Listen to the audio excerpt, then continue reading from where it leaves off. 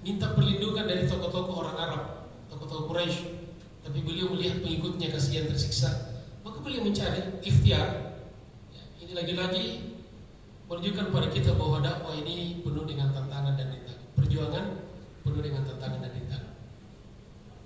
Nah kemudian terakhir Isra'uhu sallallahu alaihi wasallam wa mi'rajuhu, Isra' Mi'raj Nabi sallallahu alaihi wasallam as-sanatil hadiyata asyrata, pada tahun 11 kenabian. Akramahullahu, Allah subhanahu wa ta'ala memuliakan beliau Rasulullah sallallahu alaihi wasallam bil Isra'i wal Mi'raj, dengan peristiwa Isra dan Mi'raj.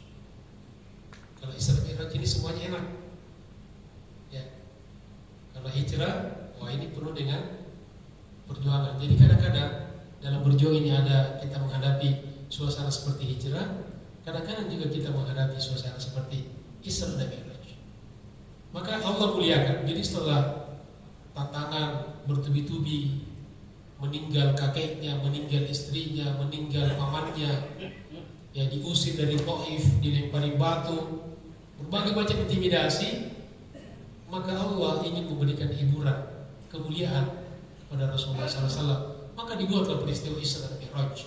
Fal Isra itu adalah huwa tawajjuhun Nabi SAW, perjalanan Nabi SAW, lailan di waktu malam, minal Masjidil Haram, dari Masjidil Haram di kota Makkah ila Masjidil Aqsa, ke Masjidil Aqsa di Palestina. Wal Mi'raj, adapun Mi'raj huwa su'uduhu, yaitu naiknya Nabi sallallahu alaihi wasallam ila al-alamil alawi, ke alam ketinggian yang biasa kita bahasakan dengan Sidratul Muntaha. Wa fihi, dan pada peristiwa itu furidat as-salawatul khams, difardukanlah salat waktu itu. Jadi kalau kita berbicara tentang Isra Mi'raj, maka apa yang paling kita ingat? Sholat. Satu-satunya perintah syariat yang Allah terima langsung, diundang oleh Allah, ya, bukan diterima di bumi, tetapi diterima di alam ketinggian, di Sidratul Muntaha, bahkan di atasnya itu yaitu as-salawatul khams, yaitu salat waktu. Wa fi sabihati lailatul Isra, dan pada pagi malam Isra, jadi keesokan harinya, kira-kira seperti kita ini pagi, allamahu Jibrilus salata wa awqataha, malaikat Jibril datang dan mengajarkan kepada Nabi tentang salat dan waktu-waktunya. Jadi itu semua kita bisa pelajari dari hadis-hadis. Dalam Al-Quran tidak ada rincian waktu sholat, ya, bahkan nama-nama sholat tidak ada. Cuma Allah, Al-Quran mengatakan aqimus sholat, dirikan sholat. Nah, rinciannya kemudian diajarkan kepada Nabi SAW oleh malaikat Jibril. Begitu juga dengan rincian-rincian wudu, tayammum, haji, tidak ada kita temukan dalam Al-Quran. Semuanya global. Makanya ada aliran namanya aliran Quraniyun. Dia mengaku Islam tapi dia cuma mau ikut Al-Quran saja. Kenapa? Katanya Al-Quran itu yang murni, yang benar. Kalau hadis banyak palsunya katanya. Ada palsu, ada dhaifnya dan sebagainya. Maka dia pakai Al-Quran saja. Maka konsekuensinya kalau orang coba pakai Al-Quran tidak sholat. Dari mana dia tahu sholat zuhur, asar? Jumlah rakaatnya dari mana dia tahu? Dari hadis-hadis Nabi SAW. Makanya kata Ibnu Abbas, ada 3 pasangan ayat di dalam Al-Quran yang masing-masing ayat itu ada 2 perintah pasangan.